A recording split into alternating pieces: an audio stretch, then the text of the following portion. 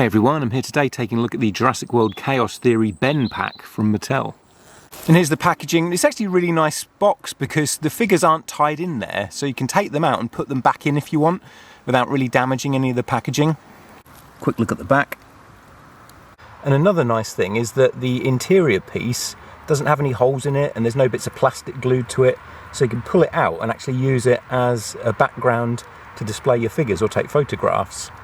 Just a nice background piece of art. First up, we've got the Atrociraptor Tiger. This is the very basic standard Atrociraptor body with the legs that just go back and forward, don't go out to the sides, same with the arms. But the head does have quite a nice range of motion, going around and back and forward, and the mouth opens. But it's quite a nice sculpt though, even though it's a pretty basic figure in terms of articulation. And the paint job's pretty nice too. I mean, it's accurate to what we saw on screen. There's quite a lot of nice brown around the face there, and then those brown stripes kind of go down the back on the body, and then he's got the paler bottom part of the legs, like we saw in the film and in the series. So I actually think this looks pretty nice for what is one of the sort of cheaper, more basic figures. It's funny because I didn't really like or care about the Atrociraptors in Dominion. They had little impact on me, they just seemed like a lame knockoff of Velociraptors. But as with many things in Camp Cretaceous and Chaos Theory, they did it so much better than the movies did, and I actually quite like the Atrociraptors now. They were pretty cool in the series. It's got that tiger striping along the back and the paler legs, and the striping even goes down the tail a bit, so I feel like they have put a little bit of extra effort into the paint job on this one. And here's Tiger next to Red, and they're exactly the same mould. If I bring in a couple of others here just to show a pack together, and it is nice to build up a pack of them. I just need Ghost, which hasn't been released in the UK at regular retail, because Ghost only seems to be released in 2 packs with human figures, a woman in the Dominion line and then Darius in the Chaos Theory line. But in the UK, unfortunately, they don't tend to release any of the packs with humans in anymore, vehicles or dinosaurs. Now, an Atrociraptor made sense, because Atrociraptors appeared in the series in quite a significant role, but I don't know why they've put a Dilophosaurus in this pack, because Dilophosaurus wasn't in the show at all. But I am kind of glad they did, because at first I thought this was just going to be another repaint of that original Dilophosaurus we got in 2018, which they've released multiple times now, but this is actually a completely new mould. Stand them next to each other here. The new one's bigger and it's got a better sculpt on the frill and the head especially. The body is exactly the same pose, it's just bigger. But the head and the frill look so much better, and the paint job's nicer too, because it's a lot more accurate to what we see on screen with the Dilophosauruses. So this is the best sort of regular release of a Dilophosaurus so far, outside of, you know, like the Amber and the Hammond collection ones. But it still has the frill on those really ugly hinges, and I don't like this because the Dilophosaurus never has the frills kind of folded back like that. They're either completely open up or they're flush against the neck. They never have it looking like this where they're swept back like a couple of big ears. So I don't know why Mattel insist on doing this all the time with almost every Dilophosaurus they release. I think it looks horrible. That big thick lump on the head where the joint is, where the frill connects. It would look so much better if the frill was just removable. It is a really nice head sculpt though. But another thing I'd like to see is articulation in the jaw, like the Velociraptors and the Atrociraptors and quite a few of the other smaller dinosaurs all get articulation in the mouth, except for Dilophosaurus.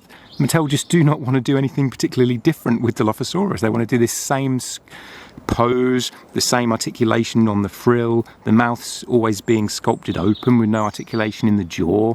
That spitting feature, which this comes with as well, a bit of plastic spit that goes in the mouth. So there it is with the spit in the mouth. I mean, most of the Dilophosauruses have had this. So at first glance, it does look like it's just the same old Dilophosaurus we've always had. And even though I do appreciate that they've made it a bit bigger and they've given it a better sculpt, I wish they'd actually do something even more different with Dilophosaurus. They did give us one that doesn't have the frill on, but it was only in that pack that came with Ian Malcolm and the Glider set, which wasn't released in the UK, as increasingly things aren't. So for me to get hold of that, I'd have to pay like £80 or something stupid like that. But I wish they'd release that Dilophosaurus without the frill in the main line. It's frustrating because Dilophosaurus is one of my favourite dinosaurs, and I think a lot of people in the Jurassic franchise are very fond of them, yet they tend to be the weaker toys that are released in the line. But I don't think this one's very good either, with that action feature, which is really awkward. You have to pull the tail back if you want these frills to point forward, and the mouth looks really fat where they have put a joint in it. Anyway, the main reason we're all here is for the Ben figure, I think. Now, it comes with an accessory. It's one of those tranquilizer rifles, which is a really nice addition. It's just got a very Jurassic Park kind of feel to it. Even though it looks a bit like a toy gun, I do like this because they appeared a lot in Camp Cretaceous as well as Chaos Theory. So I'm glad to have one of these in the line. Though it's a little bit oversized and he can't really hold it very well because he can't kind of get both hands to hold it. You can't quite get him with the other arm, you know, kind of holding it underneath like that, like it should, if you see there, because it just hasn't got the articulation to do that, so he has to kind of hold it one-handed, and it doesn't fit in his hand that well either. It kind of pops out a lot, but I'm probably not going to have it displayed with him anyway. I'll probably give it to one of the hunters to have, you know, one of the generic hunter figures that we got in the Fallen Kingdom line. But I'm glad we got this rifle. It's a nice figure. He's got the brown boots, the blue jeans, that orange t-shirt, and then his green jacket hoodie over the top, and his hat. The jacket here is a separate piece, so you could slide that off if you wanted, but the sleeves don't come off, so it'd look a bit weird with the orange chest and then the green arms. On the back you can see they've sculpted in the pockets on the back of his jeans and his hood there on the top.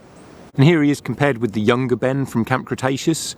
And I think the head sculpt looks more accurate to the on-screen model than the original figure did. But one thing that they're both missing is his dork pouch. Like, why did Mattel not sculpt that on? That's like a definitive part of Ben's outfit. They didn't give it to him on the original figure, and in the new series he has it across his chest, but they hadn't given it to him on this figure either. But they did give him his hat, which he only wears for about 2.5 episodes before losing it. So it's kind of weird that they sculpted the hat on, even though for most of the series he doesn't wear it. They didn't give him his pouch that he has across his chest. And here he is with a regular human figure from the line, but you can see he's a little bit short. Even though in the series he's actually quite tall, and they make a point of always pointing out how tall he is, but he's shorter than a regular human figure from the movie line, which is kind of a shame. He should be at least the same height, if not a little bit taller. He's a really nice looking figure though. He does look very accurate to how he does in the show when it comes to the face sculpt. Articulation, it's pretty standard. The arms go out to the side and round, and the elbows will swivel as well as going up and down. There's a pivot there. Legs go out to the side and forward, and the legs bend at the knees, and then they swivel around like that.